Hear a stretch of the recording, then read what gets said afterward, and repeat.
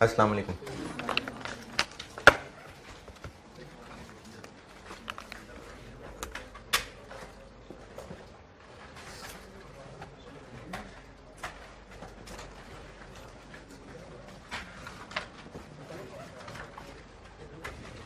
CVP chapter के मैंने 4 टुकड़े किए थे। मैंने एक्चुअली बस सवालों को बांटा था 4 ग्रुप में। इसमें मैंने ऐसे सवाल रखे हैं जो आपको मैं बता भी दूंगा, और कौन कौन से आपने होमवर्क कभी जिंदगी में करने हो तो ये सवाल वाला नहीं बताना है क्या करना, यानी इसमें ब्रेक इवन कैलकुलेट कर दें, ये चीज़ नहीं ज़रूरी पूछी हो।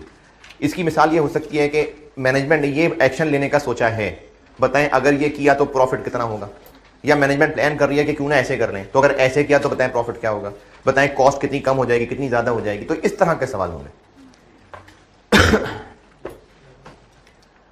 उनमें करना क्या होगा, जो सवाल कहेगा वही करना होगा बस।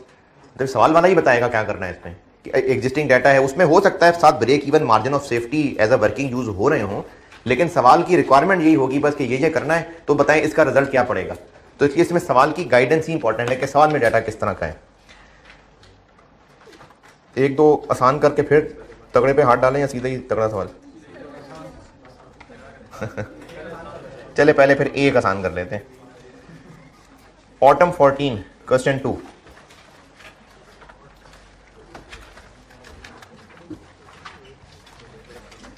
Autumn 14 question 2।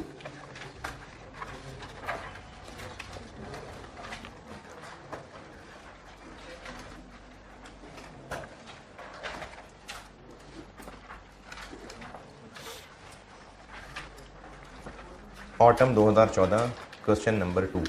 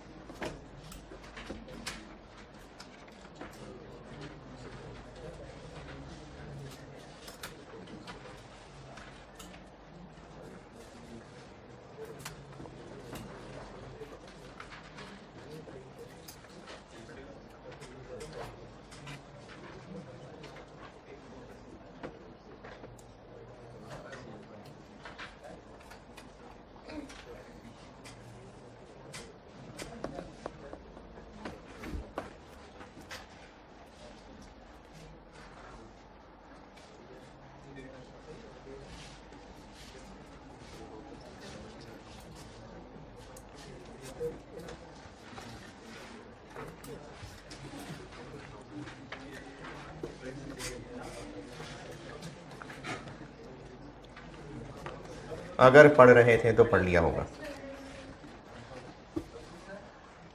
Currently it is operating eight 70% capacity. शुरू से पढ़ रहा हूं। At this level following information is available, यानी इस वक्त बिजनेस जो काम कर रहा है अगर यही करता रहे तो ये होता है।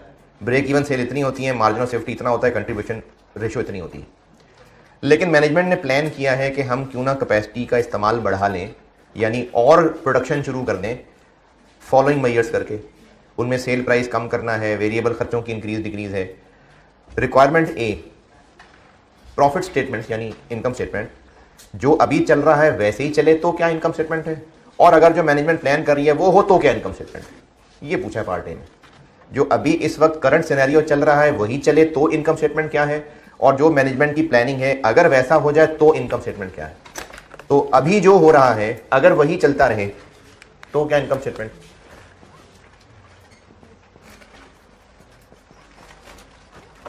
हाँ जी, करंट सिनेरियो।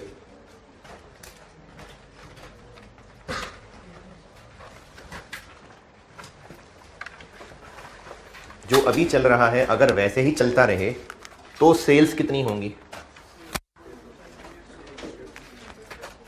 हाँ जी 150। क्यों? क्योंकि 125 तो ब्रेक इवन सेल है ना, और साथ मार्जिन ऑफ सेफ्टी भी दिया हुआ है, तो सेल्स तो हम करेंगे 150। तो सेल्स होंगी 150।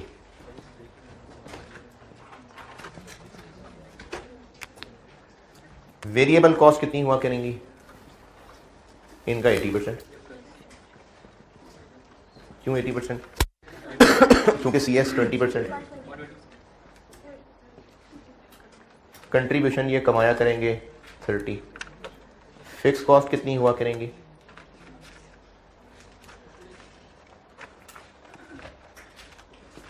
हाँ जी, अभी इस वक्त फिक्स कॉस्ट कितनी हुआ करती हैं?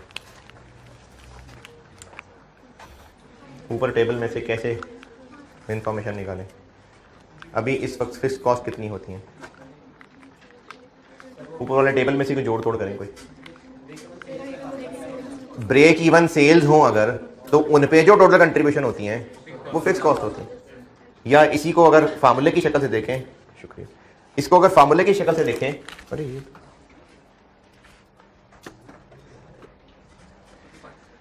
तो ब्रेक इवन सेल का फार्मूला होता है break even sale is equal to total fix cost divided by CS ratio. तो टोटल फिक्स कॉस्ट निकालनी है तो CS ratio into break even sale. तो आपको ब्रेक इवन सेल दी हुई है 125 और CS रेशियो दी हुई है 25। अभी इस वक्त जो चल रहा है अगर वैसे ही चलता रहे तो ये इनकम स्टेटमेंट है? अरे नहीं यार, जज़ाकल्लाह। क्या हो गया? क्या कह रहे? वो सारा कुछ पढ़ाने के बाद ही है, अगर टाइम बचा तो।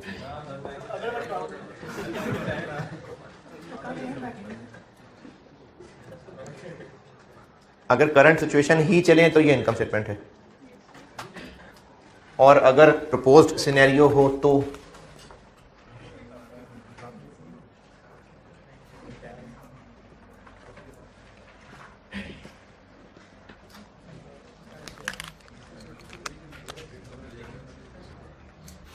अगर प्रपोज सिनेरियो हुआ, पॉइंट नंबर 1, सेल प्राइस 5% कम कर देंगे जिससे यूनिट्स 30% ज़्यादा हो जाएंगे, तो क्या करूं? 150 मिलियन के साथ क्या करें? प्राइस अगर कम कर देंगे पॉइंट तो यूनिट्स बढ़ जाएंगे कितने? 1.3। प्राइस कम हो जाएगी, यूनिट्स बढ़ जाएंगे तो सेल्स हो जाएंगी 185.25।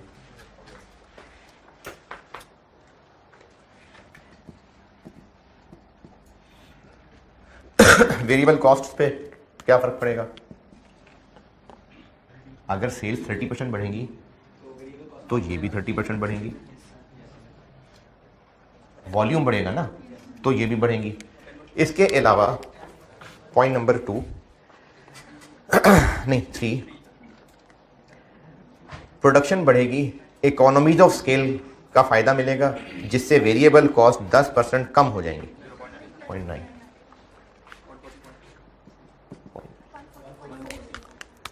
0.4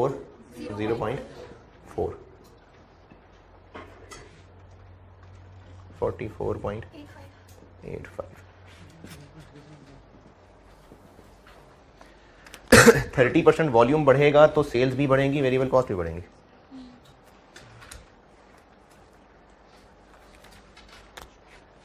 फिक्स कॉस्ट जितनी पहले होती थी वो तो होंगी ही,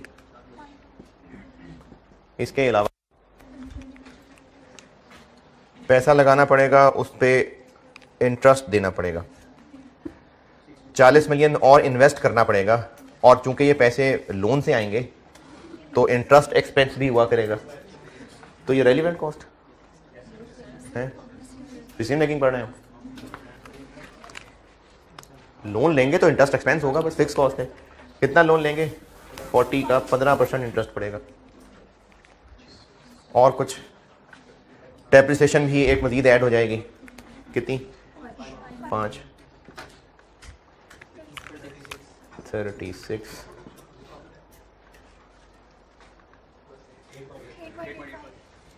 ये है जी पार्ट ए।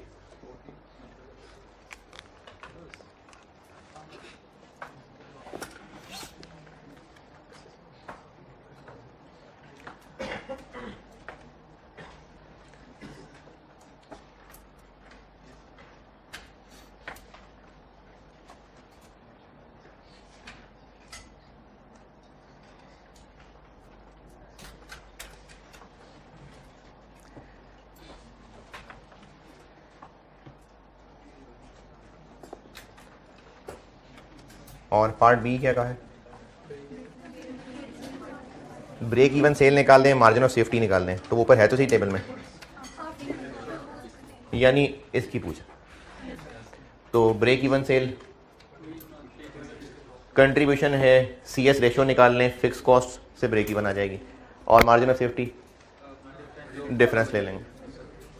तो ये पुराने दौर का सवाल है, तो 11 नंबर में बस इतना सा करना पड़ता था। अब महंगाई ज़्यादा हो गई है तो 11 नंबर में बहुत कुछ मेहनत करनी पड़ती है। जो पिछला सवाल था वो भी 12 नंबर का।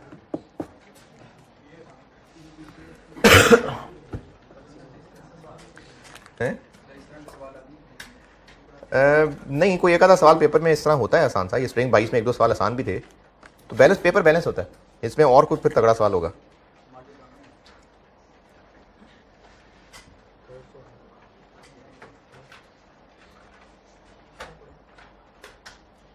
ठीक ही था ये पेपर वैसे।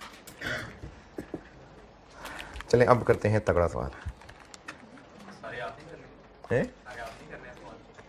आप आ जाएं।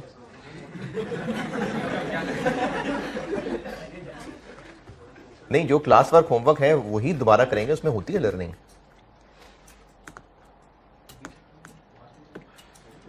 क्या करें फिर, ना करें।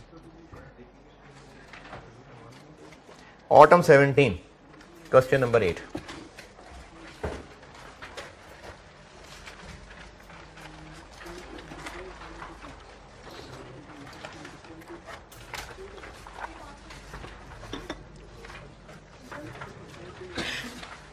Autumn 17 question number 8।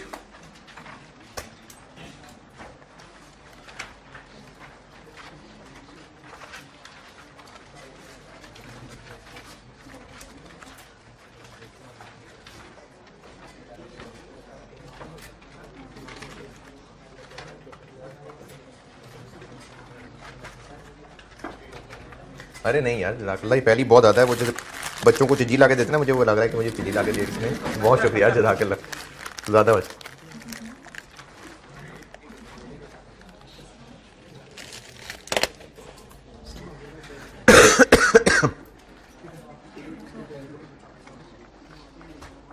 सवाल का जिक्र पढ़ने के लिए किया है।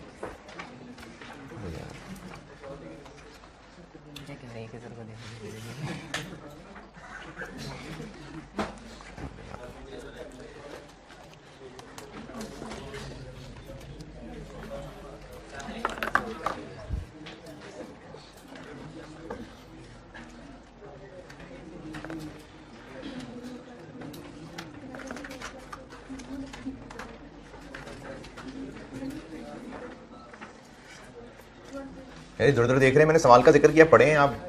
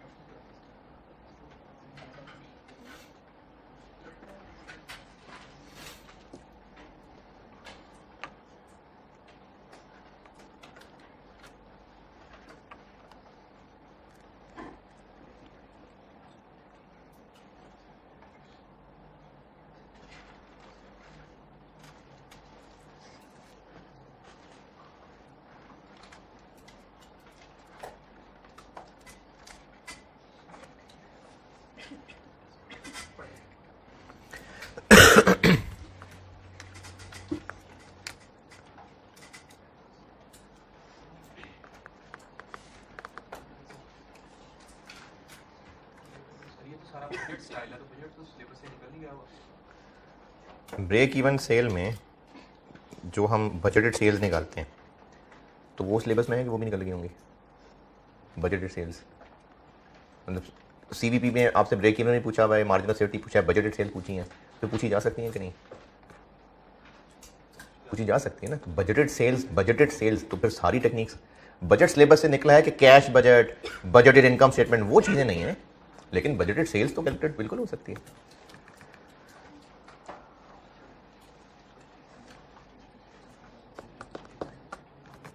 जी पढ़ लें तो मैं फिर समझाता हूँ।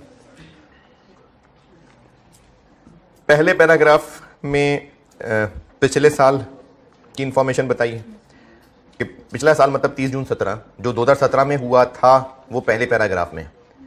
दूसरे पैराग्राफ में बताया है कि मैनेजमेंट ने प्लान डिस्कशन की है कि सेल प्राइस तो हम बढ़ा नहीं सकते,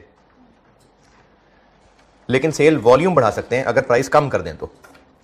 पिछले साल चूंकि लॉस हुआ था, लास्ट ईयर लॉस हुआ था, तो मैनेजमेंट दूसरे पैराग्राफ में सोच रही है कि हम सेल प्राइस तो बढ़ा नहीं सकते, मार्केट में कंपटीशन बहुत है, अगर हम प्राइस मजीद कम कर दें तो सेल्स यूनिट्स बढ़ा लेंगे। फिर प्रोडक्शन वाले से पूछा, उसने कहा जी हमारे प्लांट की इतनी औकात ही नहीं है, इस वक्त वो जिस लेवल पे है इससे ज़्यादा वो नहीं बना सकता, जितने यूनिट्स उसकी अभी हम उससे प्रोडक्शन ले रहे हैं बस इससे ज़्यादा वो नहीं बना सकता, प्रोडक्शन बढ़ानी है तो नया प्लांट लाना पड़ेगा। अब उसके नीचे पॉइंट नंबर 1 के अंदर उस नए प्लांट के फ़ज़ाइल बता दिए सारे कि वो नया प्लांट क्या करेगा, उसकी कैपेसिटी क्या होगी। ये बाकी मैं सवाल सॉल्व करते हुए पॉइंट 1 को करूँगा एक्सप्लेन। ये नए प्लांट की बातें आ गई। फिर उसके अलावा पॉइंट 2, 3, 4 में इसी कॉन्टेक्स्ट में बात की भी है कि अगर ये करना हुआ तो प्राइस इतनी कम करनी पड़ेगी, मटीरियल इतना महंगा हो जाएगा, इतना सस्ता हो जाएगा, लेबर के साथ ये सलूक होगा, इन्फ्लेशन ये होगी। अब ये पॉइंट नंबर 1 से लेके 5 तक सब अगले साल की प्लानिंग आ गई। और रिक्वायरमेंट में पूछा है कि प्रोजेक्टेड सेल्स बता दें अगले साल की, यानी बजटेड सेल्स, और मार्जिन ऑफ सेफ्टी बता दें। तो इसका मतलब अगले साल की बजटेड सेल भी निकालनी है, ब्रेक इवन सेल भी निकालनी है, तो ही तो मार्जिन ऑफ सेफ्टी निकलेगा। After incorporating the effect of above measures, कि जो हम करना चाह रहे हैं अगर ये कर लें तो बताएं कि बजटेड सेल्स और ब्रेक इवन सेल और मार्जिन ऑफ सेफ्टी क्या हो। ये है सवाल की अप्रोच कि इसमें है क्या और रिक्वायर्ड क्या है। अब वो अगले साल की फिगर्स निकालनी कैसे हैं, वो कैलकुलेशन में क्या मुश्किलें हैं, वो ये पॉइंट 1 से लेके 5 तक है।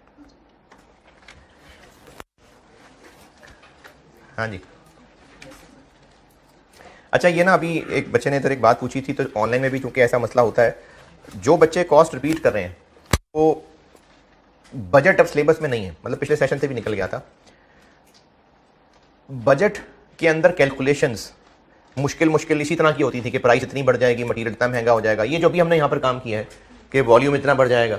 तो बजट के अंदर ये कॉम्प्लिकेटेड कैलकुलेशंस होती थी टेस्ट, या तो बजटेड पूरी इनकम स्टेटमेंट बनानी होती थी, या एक चीज़ थी कैश बजट, वो करना होता था। अब वो बजट सिलेबस से निकल गया, लेकिन इसका मतलब ये नहीं है कि कैलकुलेशन टेस्ट नहीं हो सकती। डिसीजन मेकिंग के अंदर हम पास्ट की वैल्यूज कैलकुलेट कर रहे होते हैं कि फ्यूचर की वैल्यूज, डिसीजन मेकिंग में फ्यूचर की वैल्यूज। सीवीपी अगले साल का ब्रेक इवन निकालना है, फ्यूचर की वैल्यूज। फिर इसके अलावा लेबर में भी कुछ डिसीजन मेकिंग स्टाइल के क्वेश्चन थे कि अगर हम प्लान ये चेंज कर दें तो उससे प्रोडक्शन पर ये फर्क पड़ेगा, फ्यूचर की कैलकुलेशन है। और क्या पढ़ा है, वेरिएंस तो खैर पास्ट ही है, और क्या पढ़ा भी हमने कॉस्ट में भूल गया। प्रोसेस पास्ट है, ओवरहेड्स पास्ट है, मार्जिन एब्जॉर्प्शन पास्ट है, लेकिन उसमें भी फ्यूचर डाला जा सकता है, वो भी डिसीजन मेकिंग और ये जो सीवीपी। तो जब इनमें हम लोगों ने फ्यूचर की कैलकुलेशंस करनी है तो वही सारी कैलकुलेशन की जो मुश्किलें थी, जो मैं पुराने रिपीटर से बात कर रहा हूँ, जो बजट के क्वेश्चंस में होती थी, वो मुश्किलें अब भी मौजूद होंगी। बजट सिलेबस से निकलने का मतलब ये नहीं है कि किसी भी टॉपिक में वो अगले साल की फिगर्स कैलकुलेट नहीं करवा सकते, वो तो करवा सकते हैं। तो जब फिगर्स कैलकुलेट करवाएंगे तो जो जो मुश्किल कैलकुलेशंस बजट में हुआ करती थी वो कैलकुलेशंस मौजूद हैं। सिर्फ कैश बजट कैलकुलेट बनाने का सवाल नहीं आएगा, बस ये नहीं होगा, वरना कैलकुलेशन तो सारी वहीं की वहीं है। अब इस सवाल में करना क्या है, ये जितनी इंफॉर्मेशन अगले साल के लिए बताई है इसको इनकॉर्पोरेट करना है, बजटेड सेल्स निकालनी है। बजटेड सेल्स तो चलो एक ब्रैकेट में निकल आएंगी। ब्रेक इवन सेल निकालने के लिए क्या चाहिए, फिक्स कॉस्ट निकालनी पड़ेगी अगले साल की, सीएस रेशो निकालनी पड़ेगी, तो उसके लिए फिर वेरिएबल कॉस्ट भी चाहिए होंगी। तो वो सारी मेहनत हमें पूरी करनी है, क्योंकि ब्रेक इवन निकालना है। ब्रेक इवन क्यों निकालना है, क्योंकि मार्जिन ऑफ सेफ्टी निकालना है। तो ब्रेक इवन का ये प्रॉपर एक सवाल बन गया। तो बजटेड सेल्स निकाल लेते हैं और ब्रेक इवन निकाल लेते हैं।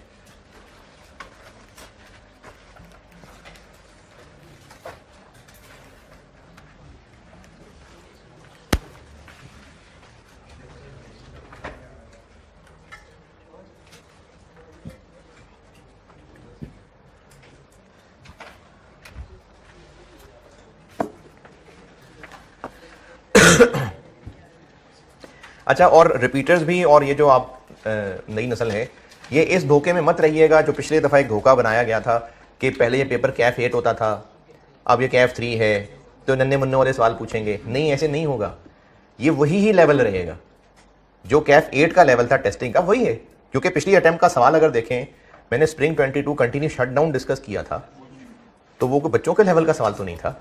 Process costing same, smart processing repeat हुआ था, वेरिएंस सेम 2008 का सवाल रिपीट हुआ था, इसी तरह से बाकी सवाल भी पुराने ही वही कॉपी हुए थे। तो लेवल कम नहीं है, जो हम प्रैक्टिस कर रहे हैं यही है लेवल। आसान आ गया तो पेपर में बैठ के थोड़ी वो आसान लग रहा होता है। ये तो आप लोग यहाँ पर सवाल बैठ के क्लास में कर रहे होते हैं, बगैर अटेम्प्ट फेलियर का प्रेशर, 3 घंटे का प्रेशर, इसके बगैर कर रहे होते हैं सवाल आप। तो इसलिए खासतौर पर रिपीटर्स, ये इस लेवल की तैयारी कैफ 3 लेवल ही की है। आसान आ गया सवाल तो ठीक है, बोनस है, वरना आप इस तरह से रिलैक्स ना होना कि अब तो आसान पेपर है, नहीं, पहले जैसा ही है। छोड़ दे फिर, खत्म कॉस्ट। जितनी कोशिश हो सकती है, कहते 50 नंबर खींच के लेने हैं बस किसी तरह। बजटेड सेल्स, क्वेश्चन नंबर पता नहीं कौन सा, 8 ऑटम 17। बजटेड सेल्स निकालनी है, प्रोजेक्टेड सेल, बजटेड सेल्स। अभी इससे पहले जो सवाल किया था, पिछले साल की फिगर बताओ, प्राइस चेंज, क्वांटिटी चेंज, तो अगले साल की सेल आ जाएंगी। पिछले साल की सेल्स कितनी थी? पिछले साल सेल्स थी 89.6 मिलियन। इस 89.6 मिलियन में अब अगले साल की प्राइस और क्वांटिटी का फैक्ट डाल देते हैं। Point number 2, to sell the entire production. ये पॉइंट 1 सारी अंग्रेजी मैंने समझानी है अभी, ये पॉइंट 1 काफी रश है अंग्रेजी का, ये सारी मैं आपको समझाता हूं। बाकी पॉइंट 2, 3 तो 1 लाइनर है सारे। पॉइंट 2, सेल प्राइस हमें कम करनी पड़ेगी 2% से।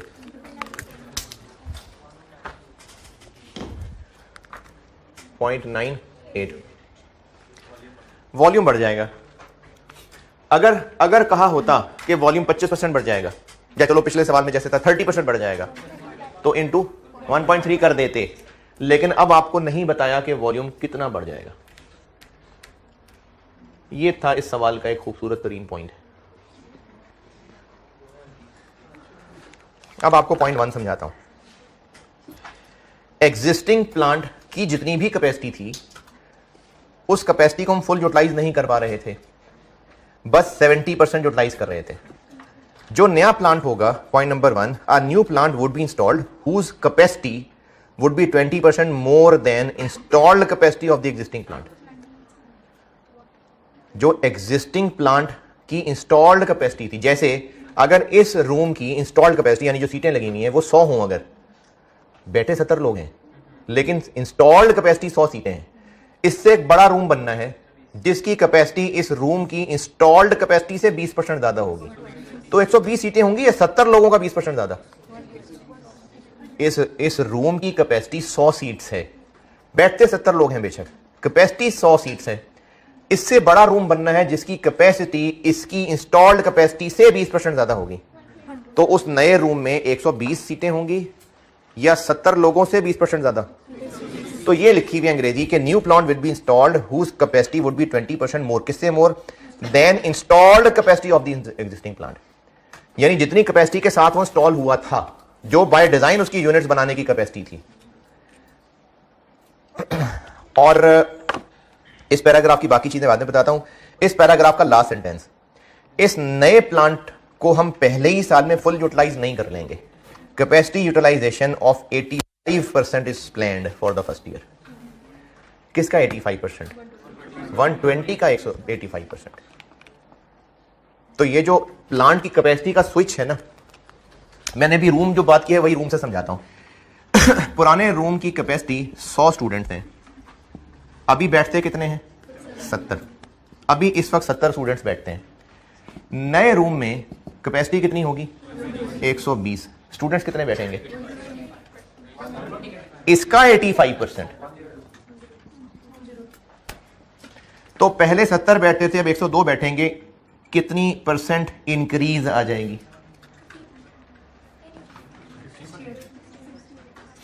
मैं आपको ना क्लासरूम और स्टूडेंट्स की बात कर रहा हूं। तो 100 स्टूडेंट्स की कैपेसिटी थी, 70 स्टूडेंट्स बैठते थे। नए रूम की कैपेसिटी 100 के मुकाबले में 120 सीट्स होंगी। इन सीट्स में से कितने परसेंट सीटें? 85%, यानी कितनी सीटें? 102। तो पिछली क्लास में 70 स्टूडेंट्स होते थे, इस क्लास में 102 स्टूडेंट्स होंगे, तो कितने परसेंट तादाद बढ़ गई?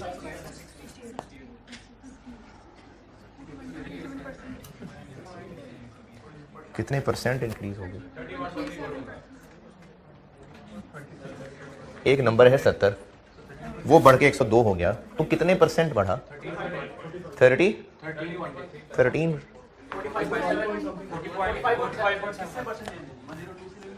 बताएं। यहां पर जब ये बताना होता है कि इतनी क्वांटिटी बढ़ गई, इतने परसेंट बढ़ गई, तो किसकी परसेंट? जो पहले थी ना। तो 70 का कितने परसेंट बढ़ गया? कितना इंक्रीज हुआ? 32 डिवाइडेड बाय 70, 45.71। इतने परसेंट इंक्रीज आई। 13 कैसे? 13 कैसे थी? 30.7 divided by 0.85 यानी 70 और 85, वो 85% किसी और टोटल का था या 75% किसी और टोटल का है? तो 85 और 70 का आपस में कंपैरिजन नहीं कर सकते। ये इस टोटल का 85% है, ये इस टोटल का 70% था। पाकिस्तान की आबादी का 70%, इंडिया की आबादी का 70%, डिफरेंट चीज है। इंडिया की आबादी और है, उसका 70% और होगा, पाकिस्तान की आबादी और है, उसका 70% और होगा। तो इसलिए ये किसी और आबादी का 85% है, ये किसी और आबादी का 70%। तो 85-70 से नहीं इंक्रीज निकलेगी। ये 45.71%। पहले इस रूम में 70 स्टूडेंट्स बैठते थे, नए रूम में 102 स्टूडेंट्स बैठ जाएंगे। 85 नहीं, 85% ऑफ इसकी कैपेसिटी। तो 102 स्टूडेंट्स बैठेंगे, तो 70 स्टूडेंट्स थे, 102 होंगे, तो ये कितने परसेंट इंक्रीज हो जाएगा? 45%। एक फिगर से दूसरी फिगर इंक्रीज डिक्रीज निकालनी हो ना, परसेंटेज, तो ये आपने बचपन में की रेशियोज में पढ़ा होगा। मैं एक फार्मूला दोबारा बता देता हूं। इसका तरीका ये है कि आपने अगर ग्रोथ रेट की निकालनी है, एक फार्मूला, यानी ये तो है ना, इसमें से ये माइनस किया, और इसका एक फार्मूला बता देता हूं आपको। अगर आपने किसी चीज़ का ग्रोथ रेट निकालना है, तो जो न्यू है उसको ओल्ड से डिवाइड करके 1 माइनस कर दें।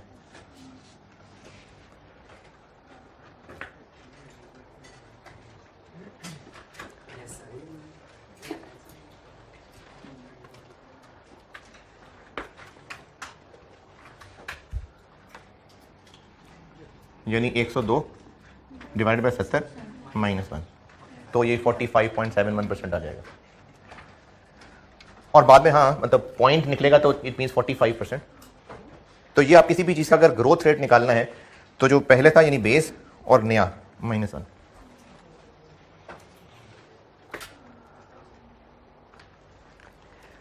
पॉइंट 1 का पहला पैराग्राफ पढ़ के ये जो मैंने इस वक्त बात समझाई है, ये तसल्ली कर लें कि अंग्रेजी से ये बात समझ आ रही है या नहीं।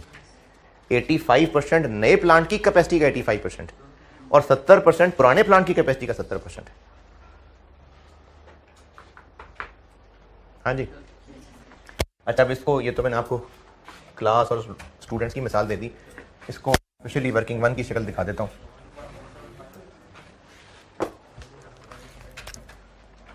इसमें हम कह देते हैं कि प्लांट और न्यू प्लांट। तो अगर ओल्ड प्लांट की कैपेसिटी और यूटिलाइज्ड कैपेसिटी 70 थी, तो ये 100 थी, तो ये 120 है, और इस 120 का 85% 102 है। तो ग्रोथ रेट हो गया 102 बाई 70 माइनस 1, 45.71%।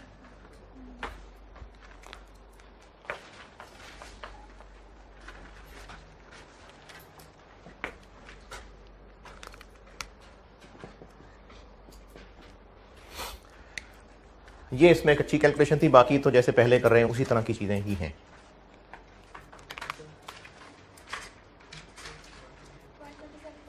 One two 7.95।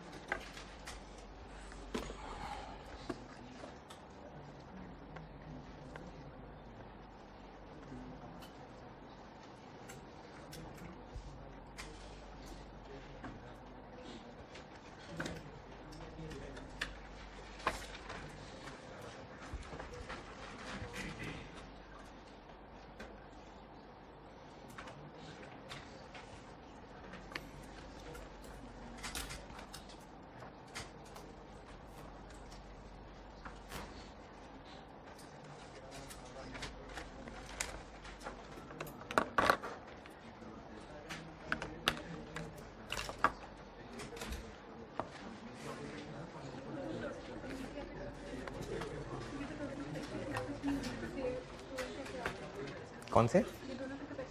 हाँ,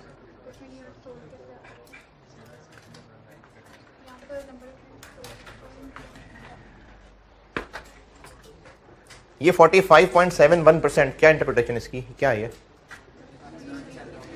पिछले साल जितने भी यूनिट्स बनाए थे, पता नहीं कितने, अगले साल उनसे 45.71% ज्यादा यूनिट्स बनाएंगे। यार ये वॉल्यूम का इंक्रीज है। जैसे पिछले सवाल में था कि सेल वॉल्यूम 30% बढ़ जाएगा, अभी जैसे पहले सवाल किया था कि सेल प्राइस 5% कम करेंगे, उससे सेल वॉल्यूम 30% बढ़ जाएगा।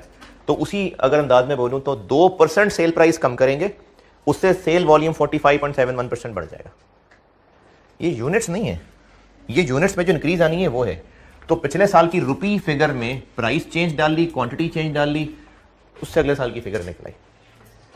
मैंने किसी, मुझे अब याद नहीं है किस लेक्चर में था, शायद प्रोसेस कॉस्टिंग के बाद था, मैंने इस तरह की ना एक क्लास ही सिर्फ इसलिए रखी थी कि आपको इस तरह की कैलकुलेशंस सिखाई थी उसमें, कि एक साल की फिक्र नहीं, बिल्कुल स्टार्ट नहीं, ये मैंने कहीं दरमियान में किया था वेरिएंसी से पहले शायद, कि एक साल की सेल्स ये हैं, अगले साल प्राइस इतनी चेंज होगी, वॉल्यूम इतना चेंज होगा, तो अगले साल की सेल्स बता दें, वेरिएबल कॉस्ट बता दें, फिक्स कॉस्ट बता दें, इस तरह की थी मैंने प्रैक्टिस।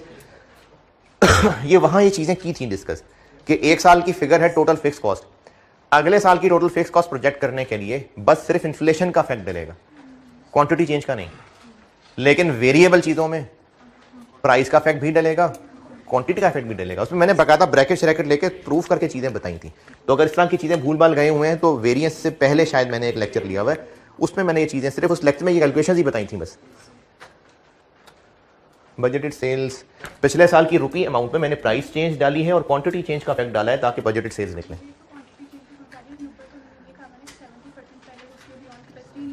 हाँ हाँ हाँ,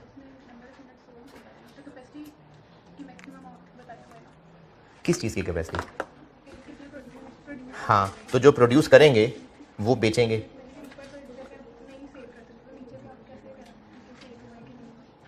नहीं नहीं नहीं, ऊपर कहाँ लिखा है सेल नहीं कर सके? नहीं, जितनी प्रोडक्शन की थी वो सेल नहीं कर सके, ये कह रहे हैं?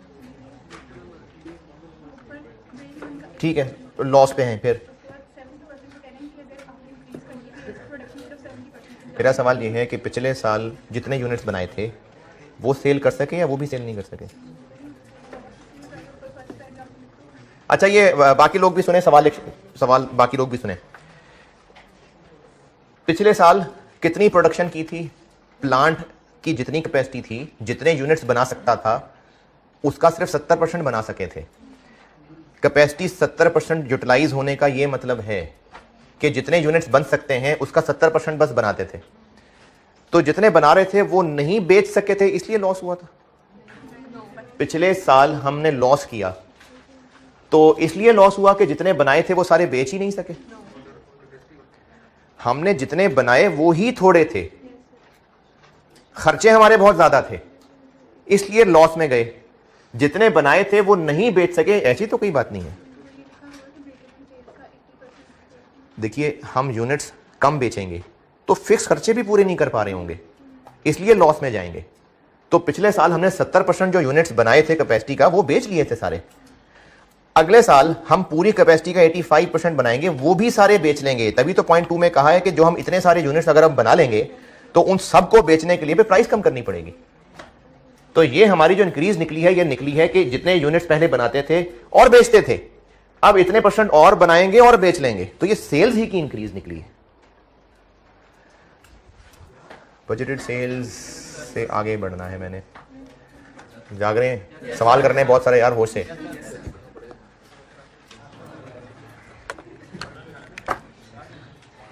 पता नहीं, मुझे नहीं समझ आ रही। Budgeted sales, break even sales निकालनी है। क्यों निकालनी? मार्जिन ऑफ सेफ्टी निकालनी है, इसलिए ब्रेक इवन सेल निकालनी है। तो ब्रेक इवन सेल निकालने के लिए सामान क्या क्या चाहिए? टोटल फिक्स कॉस्ट चाहिए, और सवाल में कहीं यूनिट्स तो है नहीं, तो CS रेशो के जरिए ही फिर हम ब्रेक इवन निकालते हैं। तो अगली तलाश टोटल फिक्स कॉस्ट और CS रेशो के लिए। टोटल फिक्स कॉस्ट निकालते हैं।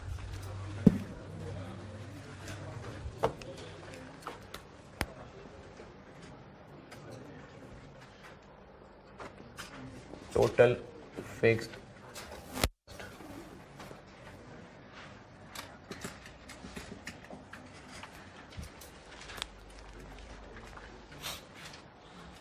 पिछले साल की टोटल फिक्स कॉस्ट तो नहीं पता, लेकिन पॉइंट नंबर 5 में लिखा हुआ है कि 4% महंगाई हो जाएगी। फिर इसके अलावा नए प्लांट में जो इतना सारा रश मचा हुआ पॉइंट 1 में, नए प्लांट की डेप्रिसिएशन वगैरह का डाटा भी है, तो वो तो चलो नई डेप्रिसिएशन खुद कैलकुलेट कर लेंगे, लेकिन पॉइंट 5 का क्या करें? जो पिछले साल की फिक्स कॉस्ट थी उसको 4% महंगा करेंगे, तो पिछले साल की फिक्स कॉस्ट कितनी थी? नहीं बताई। तो इसलिए पहले हम पिछले साल की फिक्स कॉस्ट निकालते हैं। पिछले साल की फिक्स कॉस्ट निकाल रहा हूं, 2017 सॉल्व कर रहा हूं। पहले 2017 की टोटल फिक्स कॉस्ट कितनी थी? ऊपर वाले पैराग्राफ में तो नहीं पता, कुछ और आजमाई करें, देखें पता लगती है कैसे।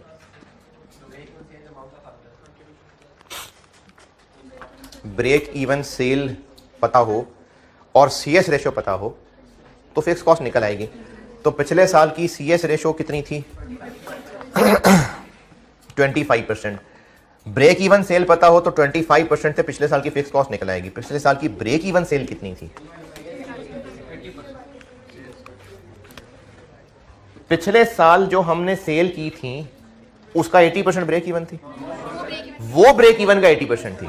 तो पिछले साल हमने सेल्स की थी 89.6 मिलियन, ये 80% थी, तो इसको ऐसे करेंगे तो ब्रेक इवन सेल निकलेगी। और इस पे लगा दें 25%, तो पिछले साल की फिक्स कॉस्ट निकल आती है 28।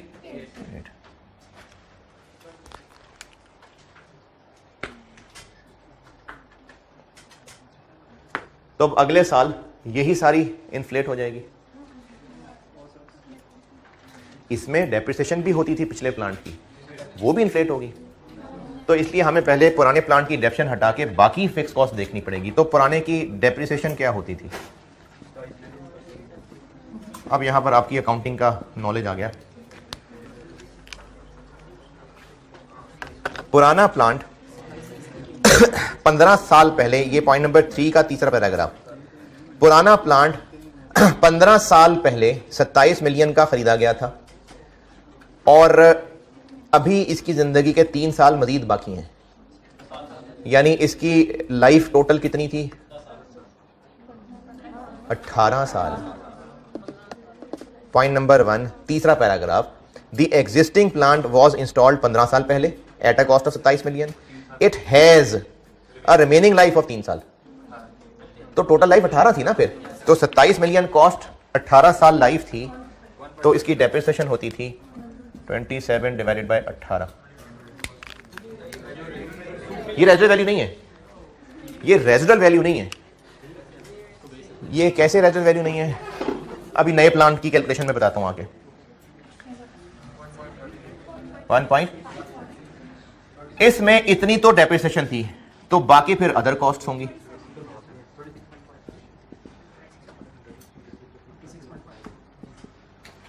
ये 2017 की हमें इंफॉर्मेशन मिल गई। अब यहां से 2018 बनाते हैं। 2018 में क्या क्या होगा? एक तो ये जो अदर फिक्स कॉस्ट है ये महंगे हो जाएंगे, ये 26.5%, 26.5 मिलियन 4% महंगा हो जाएगा, 27.56।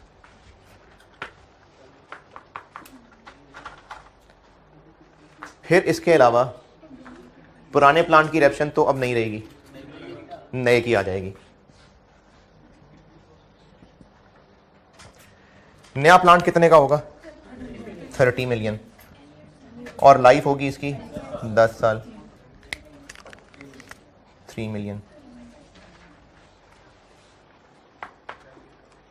यहां तक पहुंच जाए फिर मैं वो ट्रांजेक्शन 2 मिलियन की समझाता हूं।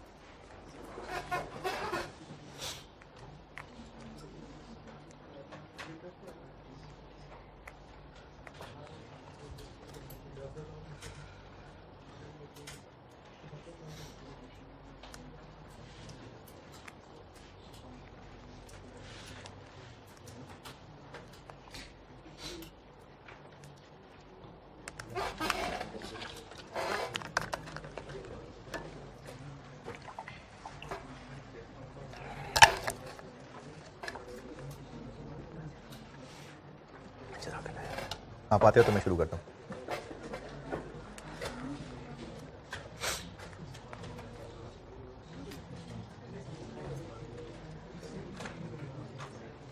जागे जागे जागे।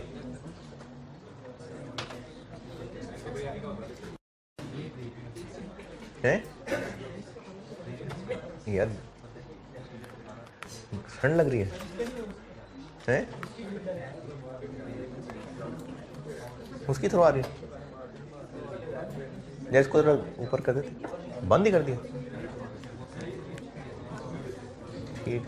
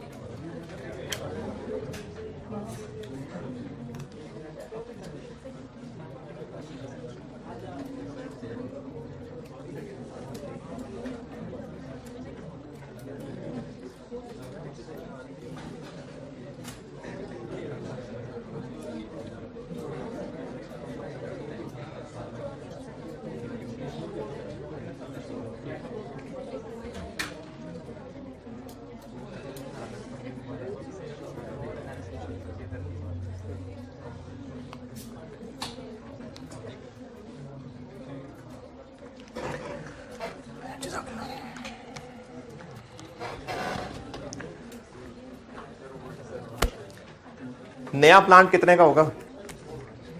30 का। अभी पिछले सवाल में भी ये बात की थी, जो पिछले सवाल में भी मजीद इन्वेस्टमेंट करनी थी वो लोन लेके करनी थी, तो लोन लेंगे तो इंटरेस्ट पड़ेगा, तो वो जो इंटरेस्ट पड़ेगा वो फिक्स्ड कॉस्ट के वेरिएबल कॉस्ट? Fixed cost. इस सवाल में भी ऐसा ही है कि हमें नया प्लांट खरीदने के लिए लोन लेना पड़ेगा। पॉइंट नंबर 1, पहला सेंटेंस इसका मैंने कर दिया discuss. The cost and useful life of plant is 30 and 10, ये भी कर लिया। The funds for the new plant would be arrange through a long term bank loan जिसकी इतनी कॉस्ट होगी, तो इंटरेस्ट फिक्स्ड कॉस्ट है, तो रेलिवेंट डिसीजन मेकिंग नहीं कर रहे हैं हम, तो ये इंटरेस्ट एक्सपेंस एक फिक्स कॉस्ट होगी। 10% किस पे पड़ेगा? 30 पे। हमने प्लांट खरीदने के लिए लोन नहीं लेना, हमने पैसे देने के लिए लोन लेना है, तो ये प्लांट हम पुराने से एक्सचेंज कर रहे होंगे और उस एक्सचेंज करने पे ट्रेड इन अलाउंस 2 मिलियन होगा। तीसरा paragraph, the existing plant was installed इतना, it has a remaining life of 3 years and would be traded in for 2 million. Traded in किसके अगेंस्ट? नए प्लांट के अगेंस्ट, तो ये ट्रेड इन अलाउंस है, पुराने के सेल प्रोसीड्स। अब यहां जिन्होंने बहुत पहले डेफिनेशन पढ़ी थी, तो कॉस्ट ऑफ न्यू प्लांट होती है trade in allowance plus cash. तो ये जो पुराना है ना, इसका ट्रेड इन अलाउंस 2 मिलियन बताया हुआ है, रेजिडुअल वैल्यू नहीं है ये। रेजिडुअल वैल्यू तो होती है जब इसके पूरे 18 साल गुजर जाने थे तो क्या आरवी होनी थी, तो वो नहीं है 2 मिलियन। तो इसलिए पुराने की डेप्रिसिएशन निकालते हुए कोई आरवी नहीं ली। ये 2 मिलियन है कि अभी ये जब एक्सचेंज होगा, ट्रेड इन होगा, तो 2 मिलियन इसका रेट लगेगा, तो ये इस एक्सचेंज ट्रांजैक्शन का ट्रेड इन अलाउंस दिया हुआ है। तो नया होगा 30 का, ट्रेड इन अलाउंस 2, तो पेमेंट कितनी? ये 28 के लिए लोन लेना पड़ेगा, तो लोन फिर 28 का होगा और उस पर इंटरेस्ट पड़ेगा।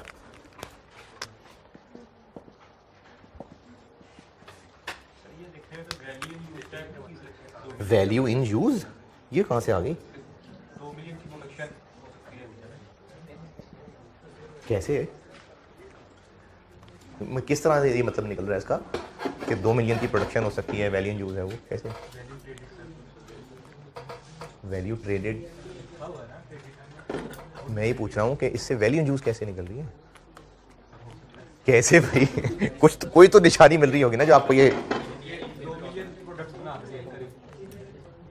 इस अंग्रेजी का ये मतलब कैसे निकल रहा है 2 मिलियन के लिए ट्रेडेड इन? सर मैं पूछना तो हो सकता है ऐसे। और मैं भी तो वही पूछ रहा हूँ ना कि इससे इसमें ऐसा क्या है जिसकी वजह से आपको ये मतलब लग रहा है, पूछ रहा हूँ ना ताकि जवाब उसके मुताबिक दूँ। क्रेडिट से लगा। ट्रेडेड, पूरी बात है कि वुड बी ट्रेडेड इन, तो ट्रेड इन अलाउंस के लिए ये बात इस्तेमाल होती है। तो ये एक्सचेंज ऑफ प्लांट होगा जिसमें ये ट्रेड इन अलाउंस है 2 मिलियन का। तो जब पेमेंट ही 28 की करनी है तो लोन भी 28 का होगा, 2.8। अच्छा, एक लाइन और है और वो आई कैप के सोल्यूशन से में मिस हुई भी और आई बिलीव कि शायद उनसे स्किप हो गई है, वरना बड़ा ऑब्वियस पॉइंट है। तो वो एक लाइन है जो मेरा आई कैप के सोल्यूशन से इख्तलाफ है, बाकी चीज़ें ठीक हैं। पुराने प्लांट का क्या करें? ये क्या कर रहे हैं हम? सेल कर दिया है, कर दिया है, हो गया। अभी तो हम सोच रहे हैं कि मैनेजमेंट डिस्कशन कर रही है कि नया प्लांट लगाएं कि ना लगाएं। अभी तो ये डिस्कशन हो रही है, अभी नहीं लगाया नया प्लांट। क्या लगा लिया नया प्लांट? नहीं, अभी तो डिस्कशन हो रही है।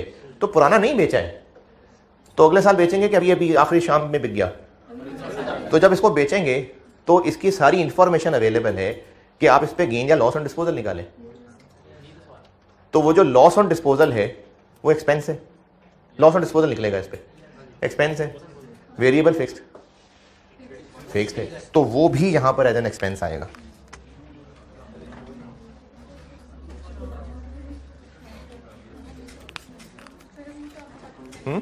क्या बात? तो रेलिवेंट कॉस्टिंग कहां से आ गई है?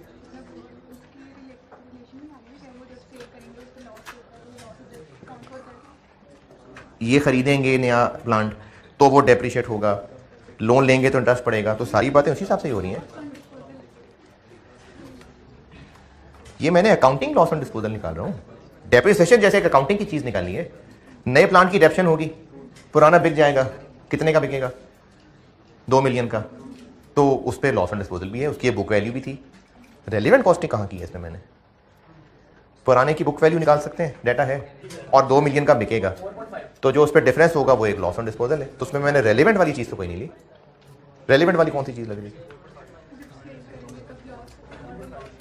तो जब परचेज करेंगे तो डेप्शन होगी, जब परचेज करेंगे तो इंटरेस्ट पड़ेगा, तो वो तो सारा ही, क्योंकि अगले साल की बात हो रही है तो सारा ही फ्यूचर में है, लेकिन ये होगा तो लॉस ऑफ डिस्पोजल भी होगा।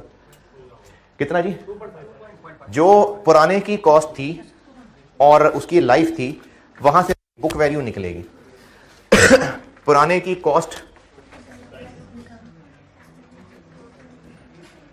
पुराने एसेट की बुक वैल्यू होगी 27 मिलियन की कॉस्ट थी और इसकी जिंदगी थी 18 और 3 बाकी रह गए थे बस। ये हो गई इसकी बुक वैल्यू, जबकि ये बिकेगा 2 का, तो इस पे लॉस होगा 2.5 का। जिनको 3/18 समझ नहीं आया कोई बात नहीं, कॉस्ट माइनस एक्यूमुलेटेड डेप्रिसिएशन, ये बुक वैल्यू, इतने का बिकेगा, ये loss on disposal.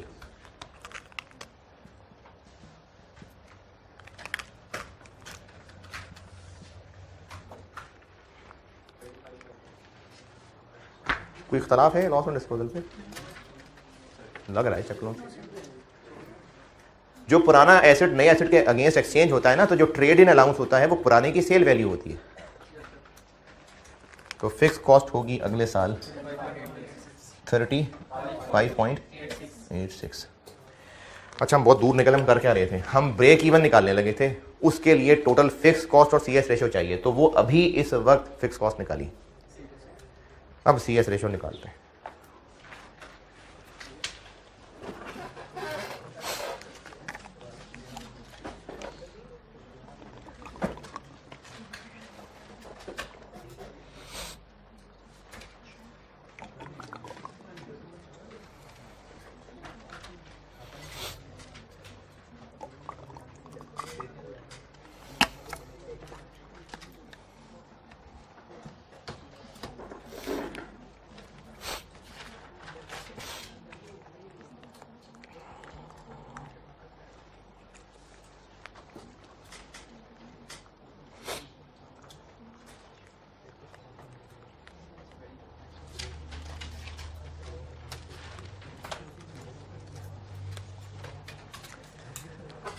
CS ratio,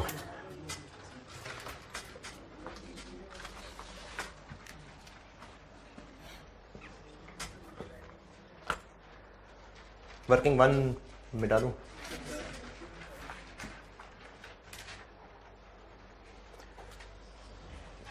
अच्छा, सवाल का फ्लो कुछ इस तरह से था कि बजटेड सेल्स पूछी थी, मैंने सोल्यूशन शुरू किया बजटेड सेल्स। इसमें ये गिवन था, ये ग्रोथ निकालनी थी, ये वर्किंग 1, ये ग्रोथ रेट निकाला था। फिर उससे अगला काम ब्रेक इवन सेल निकालनी है। इसके लिए टोटल फिक्स कॉस्ट चाहिए थी, ये मैं वर्किंग 2 में निकाल रहा हूँ, डिवाइडेड बाय CS रेशो, ये मैं वर्किंग 3 में निकाल रहा हूँ। ये ब्रेक इवन सेल्स आएगी, इनका डिफरेंस लेंगे, मार्जिन ऑफ सेफ्टी आएगा और उसको परसेंटेज में कन्वर्ट कर लेंगे। ये था सवाल का रिक्वायर्ड। फिक्स कॉस्ट निकाल ली 35.86 मिलियन। CS रेशो निकाल लेंगे, ब्रेक इवन आएगी, मार्जिन ऑफ सेफ्टी निकलेगा और उसकी परसेंटेज निकलेगी। बस ये सवाल था। CS रेशो निकालते हैं जी। अच्छा, पॉइंट नंबर 1 का ना दूसरा पैराग्राफ के अलावा ये जो न्यू प्लांट वुड एलिमिनेट है, इसके अलावा पॉइंट 1 की सारी अंग्रेजी पढ़ लें। ये सारी अंग्रेजी इस्तेमाल करके मैंने फिक्स कॉस्ट और वो ग्रोथ रेट निकाला था। पॉइंट नंबर 1 की अंग्रेजी दूसरे पैराग्राफ के अलावा, the new plant would eliminate, इसके अलावा बाकी सारी अंग्रेजी पढ़ लें। किसी भी अंग्रेजी कोई बात जो आपको नहीं लग रहा हो कि इसमें वैसे किया तो वो मुझे पूछें।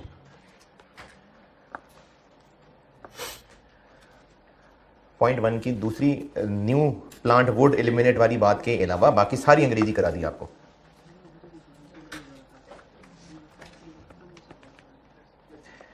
पॉइंट 2 भी हो गया। अब ये पॉइंट 3, 4 और 5 ये CS रेशो के लिए करते हैं।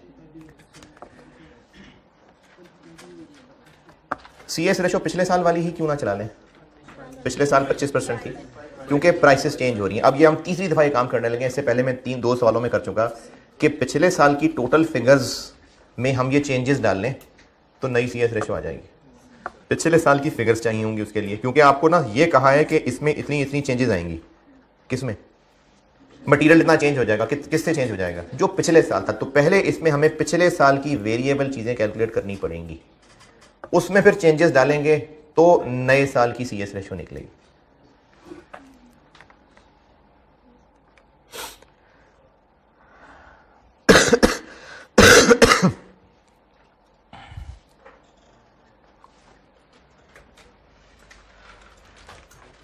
ठीक है, वर्किंग 2 मिटा दूं, जगह चाहिए।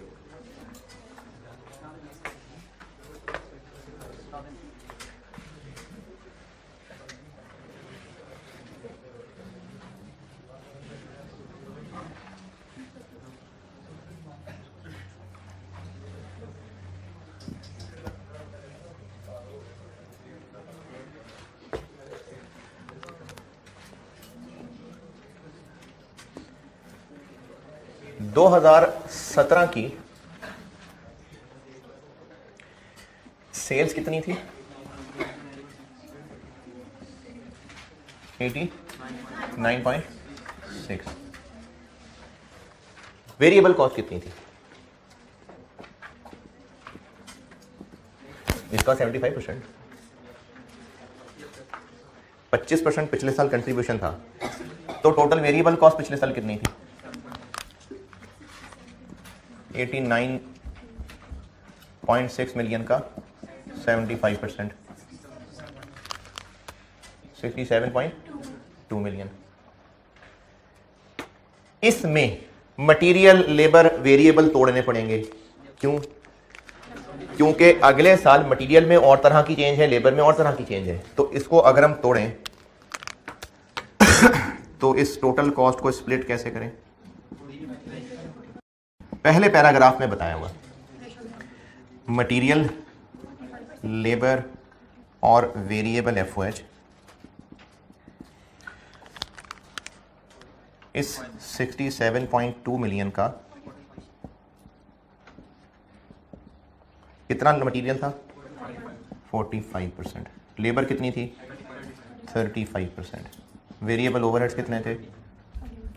20%।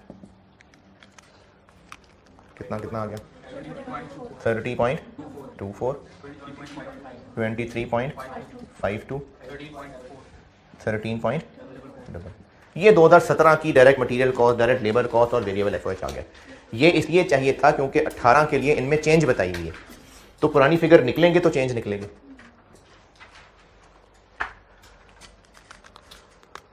दो 2018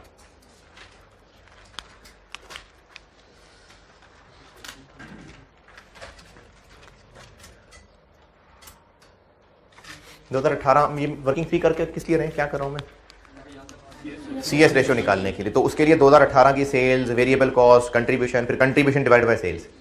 तो 2018 की सेल्स कितनी, ये कीनी है, ये निकालिए अभी 127. ये की है ना कैलकुलेट। इसमें से वेरिएबल कॉस्ट माइनस कर देंगे तो कंट्रीब्यूशन आएगा, कंट्रीब्यूशन डिवाइड बाय ये करेंगे तो CS रेशियो आएगी। वेरिएबल कॉस्ट क्या क्या होंगी, अच्छा यहां तक सब पहुंच जाएं क्योंकि ये कैलकुलेशन मैं सब ब्रैकेट में करूंगा और बड़ी अच्छी अच्छी कैलकुलेशन है, इसलिए यहां तक सब होश के साथ जाग के बैठे। अच्छा अगला प्लान सुन लें, CVP क्लास में मेरा सॉल्व करना बहुत है, CVP बहुत है। मैं ना 3 सवाल आपको और अपने फॉर्मेट पे सॉल्यूशन वो दे रहा हूं, जो इन जिसने आना हो। अब रह जाएगा सिर्फ ये मैंने करा दिया ये CVP, अभी इसके बाद टारगेट कॉस्टिंग कराता हूँ। अगर तो हिम्मत हुई तो एक 20 मिनट की डिस्कशन है।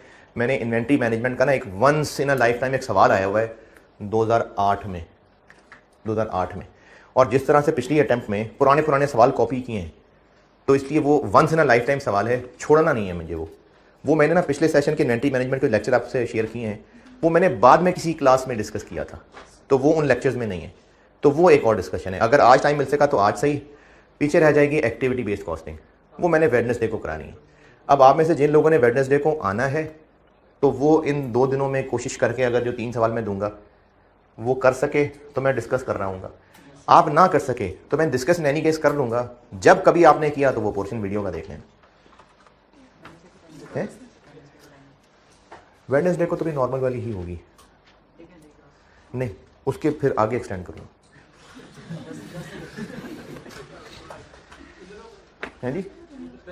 नहीं उधर ताले लगे हैं ना, अब यहाँ तो आ गए आप।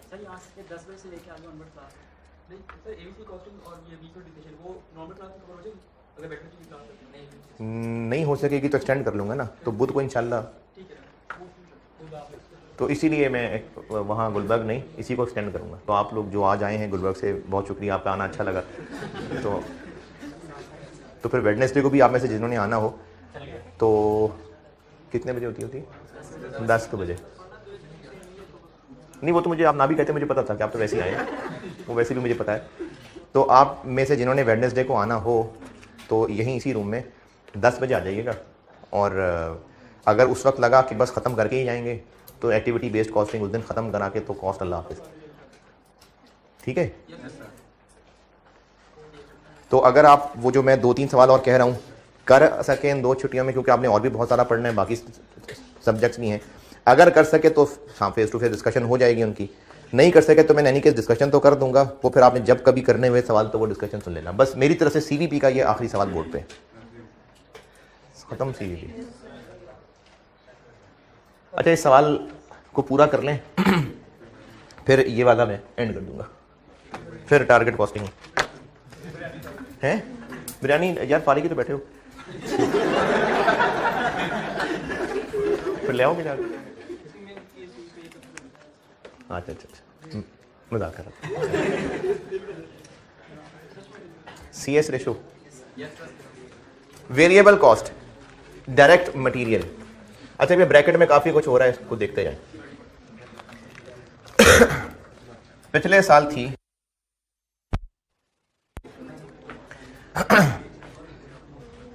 ये 2018 की figures, sales, variable cost, contribution निकलेगी, उससे CS रेशो निकलनी है। ये CS रेशो के लिए 2018 सॉल्व कर रहा हूं। पिछले साल ये इतने रुपए मिलियन था, अगले साल अब क्या होगा, ये इन सब के साथ होगा। ये क्यों? यूनिट्स में जो ग्रोथ आएगी वो सब वेरिएबल्स में आएगी, तो इसलिए एक तो ये होगा।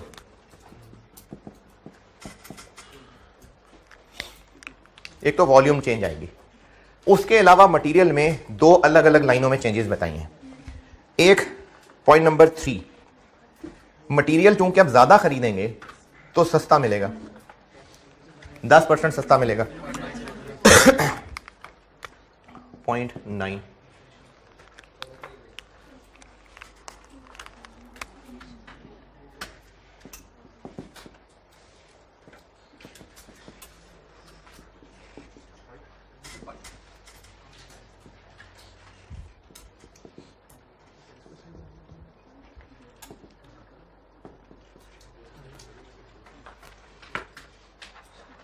जी ये वही जो पुरानी बड़ी दफ़ा की बात कि पहले इनपुट 10 किलो होता था, लॉस में 10% होता था लॉस, अब लॉस रिवाइज होके 6% हो जाएगा, तो नया इनपुट कैसे निकलेगा? 10 kg को पहले 0.9 करूं, फिर डिवाइडेड बाय 0.94। नहीं, आंसर नहीं पूछ रहा, ये करेंगे।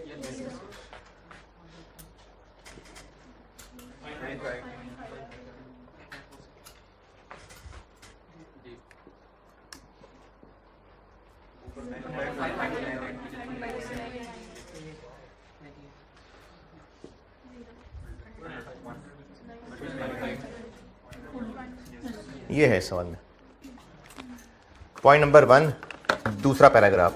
The new plant would eliminate existing material wastage which is 5% of the input. बस, यानी अभी इस वक्त 5% होता था, नए प्लांट में कोई वेस्टेज नहीं होगी, वुड एलिमिनेट, तो इनटू 0.95। बस,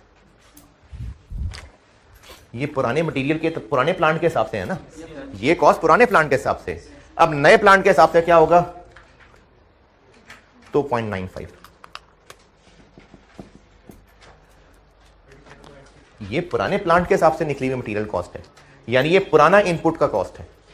पहले 10% लॉस होता था, अब नहीं होगा, तो दिस इनटू 0.95 और डिवाइडेड बाय कुछ भी नहीं, तो ये वो 0.95 37.67।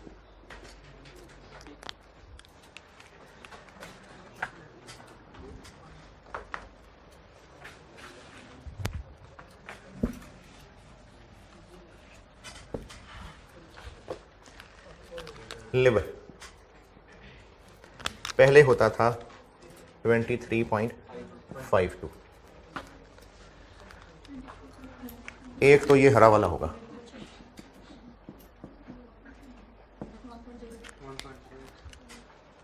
पहले बताता हूं 0.4। Direct wages would be increased by 8%, which would increase production efficiency by 10%। Wages बढ़ेंगी लेकिन टाइम कम लगना शुरू हो जाएगा, यानी वेज रेट उनको महंगा करके देंगे जिससे वो जल्दी काम कर लिया करेंगे। तो वेज का इंक्रीज तो है, लेकिन चूंकि टाइम कम लगा करेगा तो वो डिक्रीज भी है, यानी इनटू 1.08 और इनटू 0.9। ये टोटल लेबर कॉस्ट है ना, तो टोटल लेबर कॉस्ट में रेट भी होता है, आर्ट्स भी होते हैं, तो रेट महंगा होगा लेकिन आर्ट्स कम हो जाएंगे।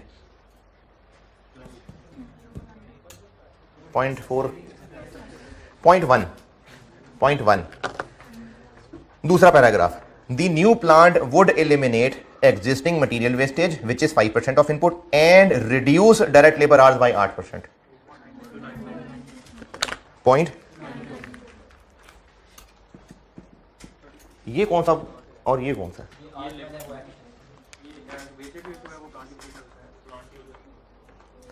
देखें, एक तो वर्कर को रेट बढ़ा के देंगे तो वो खुश हो जाएगा, वो जल्दी काम करेगा, ये वो है। एक है नया प्लांट। पुराने प्लांट में प्रोडक्शन में वैसे टाइम ज्यादा लगता था, अब नए प्लांट में टाइम कम लगेगा, ये वो वाला टाइम कम है। देखें, एक वर्कर को जितने पैसे मिलते थे इनटू जितने वो आवर्स लगाता था, तो उसके पैसे बढ़ा देंगे, ये वेज रेट महंगा कर दिया, और उससे उसकी एफिशिएंसी बेहतर होगी, ये टाइम कम हो जाएगा। ये तो एक वर्कर के करने वाला काम हो गया। इसको मैं एक और सेंस में बताता हूं। नई मशीन में 10 की बजाय 15 की बजाय शायद 12 वर्कर लग जाएंगे। एक है वर्कर का काम जल्दी कर लेना, नया प्लांट हो सकता है ज्यादा ऑटोमेटिक हो, उसमें वर्कर ही कम चाहिए हो, वो एक अलग बचत होगी। तो ये उस लेबर के अच्छा काम करने से फायदा होगा और ये प्लांट का अपना एक और फायदा होगा कि उसमें लेबर कम चाहिए हुआ करेगी। तो ये दोनों फायदे होंगे। 30.65 और वेरिएबल ओवरहेड्स पिछले साल थे 13.44 इनटू एक, तो ये हरा वाला होगा, और लास्ट पॉइंट इन्होंने 4% महंगा हो जाना है।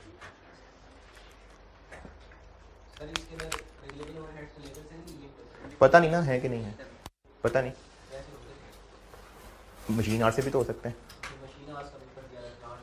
ये भी नहीं पता कि वो मशीन आर्ट्स की बचत है कि लोग कम काम करने वाले चाहिए होंगे। आप इसमें नोट ये लिख दें कि इसमें हम लेबर से लिंक करके, मशीन से लिंक करके ये दोनों इसमें भी डाल रहे हैं, ठीक है। देखें वेरिएबल ओवरहेड्स अगर तो लेबर आर्ट से लिंक हुए तो जो लेबर में फायदा हो रहा है वो उसमें भी होगा, अगर मशीन आर्ट से लिंक हुए तो जो मशीन में फायदा हो रहा है उसमें भी होगा। लेकिन हमें कुछ नहीं बताया कि लिंक है कि नहीं है। ये भी नहीं पता ना कि जो 0.92 है ये क्या मशीन आर्ट्स की बचत है या लोग कम चाहिए उसकी बचत है। देखो एक है कि एक मशीन में प्रोडक्ट जल्दी बन जाएगा, एक ये बात है। दूसरी बात यह है कि चूंकि मशीन ऑटोमेटिक है तो वो जो 10 वर्कर काम करते थे उनकी जगह पर 4 वर्कर काम कर रहे होंगे। एक चीज बनने में 4 घंटे लगते थे, 10 वर्कर्स चाहिए होते थे उस चीज को बनाने के लिए। नई मशीन में ऑटोमेटिक ज्यादा होने की वजह से 10 की बजाय 8 वर्कर चाहिए होंगे, टाइम अब भी 4 घंटे लग सकता है।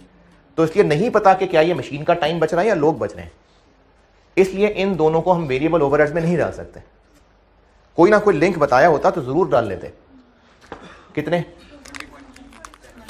20.37 तो कंट्रीब्यूशन आ जाएगा कितना 39.26 और CS रेशो बन जाएगी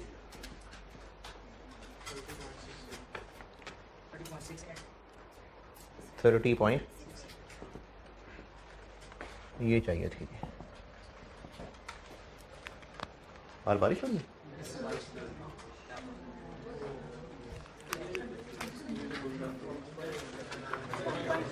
कितना 1 है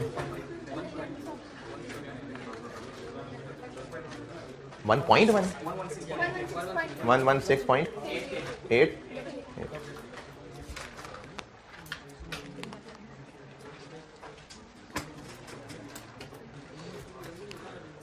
मार्जिन ऑफ सेफ्टी 11.07।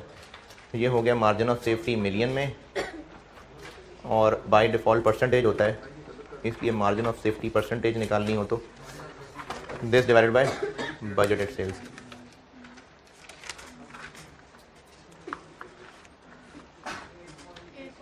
$8.65। बस देखो 1% निकालनी थी, बस ये था सवाल।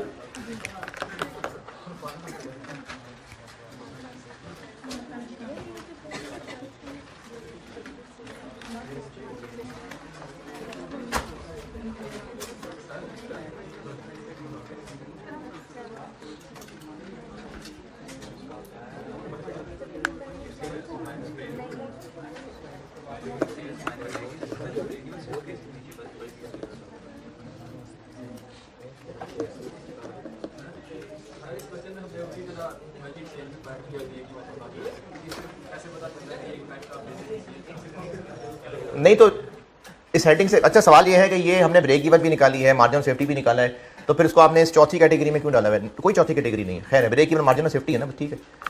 चौथी कैटेगरी में सिर्फ इसलिए कह रहा था कि अगर ये करे तो क्या होगा, मैंने सिर्फ उस सेंस में इसको कैटेगरी में डाला है। वो कह रही है अगर नया प्लांट लगा ले तो बताएं क्या होगा, इसलिए मैंने चौथी कैटेगरी में लिया, वरना मार्जिन ऑफ सेफ्टी निकालना है, ठीक है, जैसे सवाल करना है वैसे ही करें। CVP खत्म। मैं आपको क्वेश्चंस बता रहा हूं, वो इसमें आप कोई करना चाहे कर सके, बुध तक तो डिस्कस हो जाएंगे, नहीं करना चाहे नहीं कर सके तो जब कभी करेंगे तब देख लीजिएगा। एक है क्वेश्चन नंबर 4 स्प्रिंग 22 का, ये आसान सा सवाल था, रिसेंट अटेम्प्ट का था। क्वेश्चन नंबर 4 स्प्रिंग 22, ये भी सॉल्यूशन अपने फॉर्मेट पे आई कैप ने सिर्फ एक कॉस्ट पर यूनिट की थोड़ी सी मुझे मुश्किल कैलकुलेशन लगी थी, तो मैंने इसलिए उसको अपने तौर पे वर्किंग कर दी, तो कोशिश की है कि वो बेहतर एक्सप्लेन हो जाए, बाकी ठीक है। एक मैंने बोला है क्वेश्चन 4 स्प्रिंग 22, एक है क्वेश्चन नंबर 5 पार्ट ए, ये उस दिन पेज क्लास में भी दिया था, ये ऑटम 21।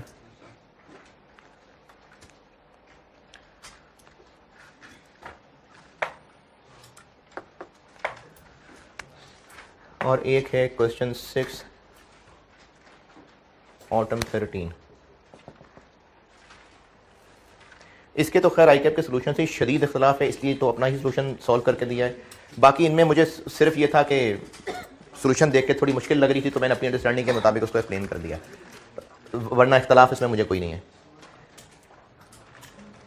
और एक सवाल था, वो था तो बहुत स्ट्रेट फॉरवर्ड, लेकिन उसका भी मैंने बनाया हुआ था सोल्यूशन, तो मैंने वो भी अपलोड कर दिया। वो है क्वेश्चन 7। अब बहुत आसान सवाल था, बल्कि इनफैक्ट वो इतना आसान था कि वो यही नहीं समझ पा रहे थे कि सीवीपी का है भी कि नहीं। सिंपल अकाउंटिंग का सवाल था वो एक तरह से। तो क्वेश्चन 7 स्प्रिंग 21 है, ये हस्बे तौफीक है, यानी इसमें वो जो सितारों भरी इक्वेशन है वो भी नहीं इस पे लगानी थी, एक अकाउंटिंग का बस सवाल था ये हस्बे तौफीक है। ये 3 सवाल आपको कहें, अगर कर सकें, डिस्कशन के काबिल हो सके तो मैं कर लूंगा डिस्कस।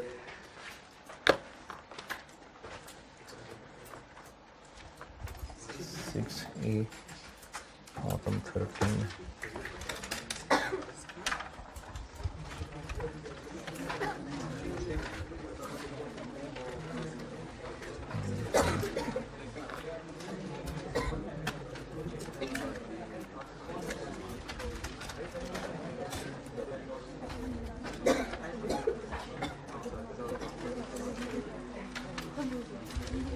अच्छा 5A नहीं है, 5 ही है। वो बी तो बस सिर्फ एक कंक्लूजन पूछा है। सॉल्व करके मुझे लगता है मैंने शायद ए दिया था, क्योंकि बी तो कंक्लूजन ही था, तो शायद मैंने वो ज़बानी पे छोड़ दिया, मुझे याद नहीं है। ये 3 सॉल्यूशंस हैं, ये अगर कर सकें तो मैं डिस्कस कर लूँगा। ये वैसी बस एक हस्बे तौफीक सवाल है, ये सीवीपी का भी शायद नहीं है, इसको बजटिंग भी कह सकते हैं। बहरहाल एक अकाउंटिंग टाइप सवाल था, ये हस्बे तौफीक है, ये कह रहा हूँ। सीवीपी ख़त्म। और जिन्होंने भी साथ साथ पढ़ा है वाकई होश से, मैं हर दफ़ा पूछता ही हूँ बच्चों से अपने नॉलेज के लिए, सीवीपी में क्या मुश्किलें लगी हैं आपको? हैं कैलकुलेशंस टेक्निकल हैं, और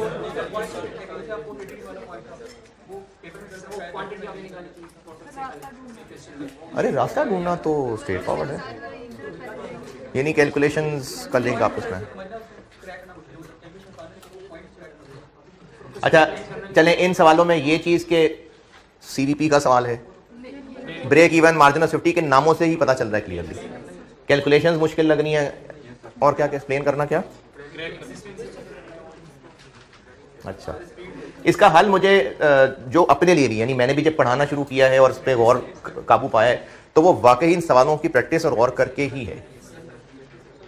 चलिए ठीक, आपका काम तो बेटा कोशिश करना ही है, और मैंने जितनी कोशिश कर सकता था इस टाइम के अंदर वो कोशिश अपनी तरफ से कर ही दी है। बाकी आपका काम बस अब अपना बेस्ट करना है और पेपर को अच्छा अटेम्प्ट करना है। तो अभी क्लास 105 लगा लेता हूँ, फिर से जिसने सूटे लगाने लगा ले, 15 मिनट तक आ जाएं, और टारगेट कॉस्टिंग कराता हूँ। ठीक।